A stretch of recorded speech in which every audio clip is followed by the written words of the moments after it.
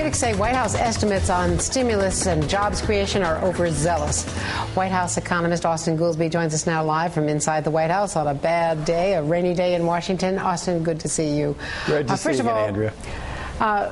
We just heard from Doug Holtz-Eakin that 30,000 jobs for the amount of money on the stimulus isn't a whole lot to be bragging about. Let me let you respond to that. Well, I'd say two things. One, if you go look at the report, it's just a tiny bit, the very first start of the stimulus, and it doesn't include any of the indirect jobs. That's really just the immediate direct spending of the government, where we know that the indirect, if the government pays for a certain project, infrastructure project, and it induces other supplier jobs, none of that's getting counted in the money.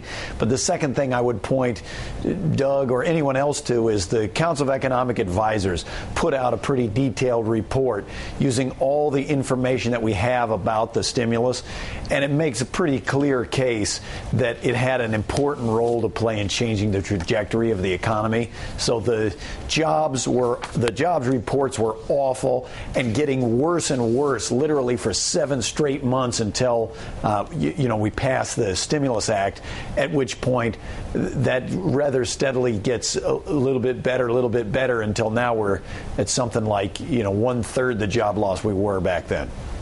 Are you satisfied with the pace of the stimulus spending?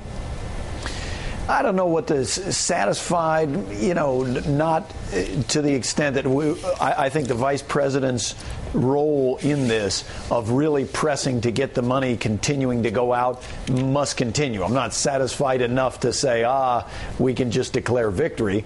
But I think that the fact that we've come in faster than expected in getting the money out is a very good sign. And the fact that on a bunch of the programs we were able to do what we wanted to do for even less money than was claimed, and so we've been able to repurpose the money and do more. I think both of those are good signs. What concerns do you have about pay and bonuses? We see that Ken Feinberg is clawing back money from Ken Lewis at Bank of America. At this stage, do you think there needs to be a new policy, especially for firms that took bailout money, even those that paid it back, in terms of pay and bonuses? Well, I would say, Ken Feinberg's role is exactly to be the person to provide some sensible analysis to figure out what is appropriate and what is not for recipients of government money. I think it points to the importance of financial regulatory reform that the president has been pushing, and that is, in a coherent financial system, people should be getting rewarded for performing well, not for performing badly. And this should be a matter between shareholders and the executives at the companies that they hold the shares of. I think what you've seen is we got, let's say in the last 4 or 5 years, totally off the rails, ripped up the rules of the road, people getting massive rewards for doing nothing or for doing things that ended up costing hundreds of billions of dollars to the taxpayer. I do think we ought to be, perhaps a little more, I think the banks ought to be a little more circumspect in their, some of their choices and announcements of what they deserve, given what the environment is. I know that for there to be, investment and profit making, there needs to be a certain amount of risk in the system. But should there be some sort of guarantees built into it, some kind of system where earnings are based on intelligent risk taking and where there is some longer framework for performance?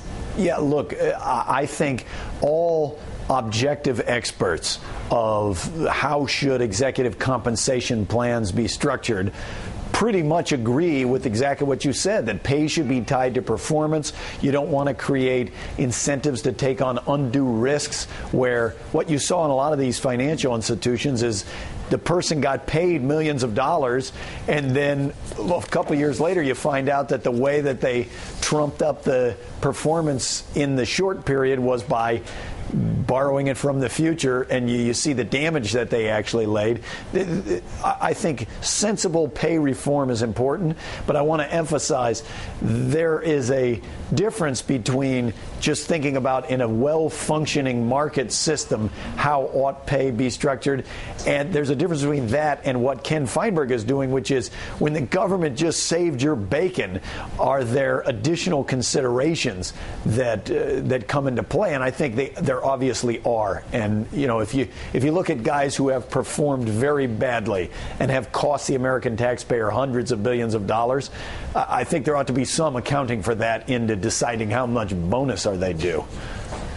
Barney Frank's Financial Services Committee took one step in terms of regulatory reform yesterday. What next needs to be done? And do you think that something is actually going to get done this year, despite the strong pushback from the financial services and the banking industries?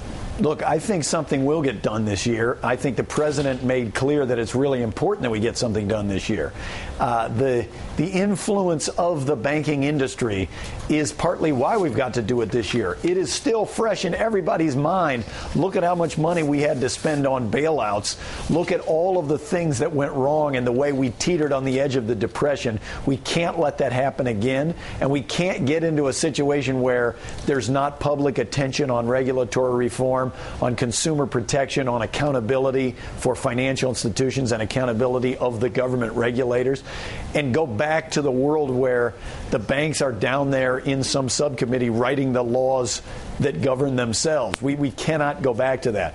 I found pretty heartening the actions that are coming out of the House. Look, there's a lot of different ideas, but the basic structure of the president's framework that he put forward in the 90-page white paper, I think still remains the driving force in this, that anybody who can threaten the system has got to have somebody on them every day making sure they're not taking excessive risks, that they have enough capital, and that we're going to protect the stability and have the accountability to prevent this kind of crisis from happening again. Austan Goolsbee, it's great to see you. Come back great again. To see you. Thanks so Anytime. much.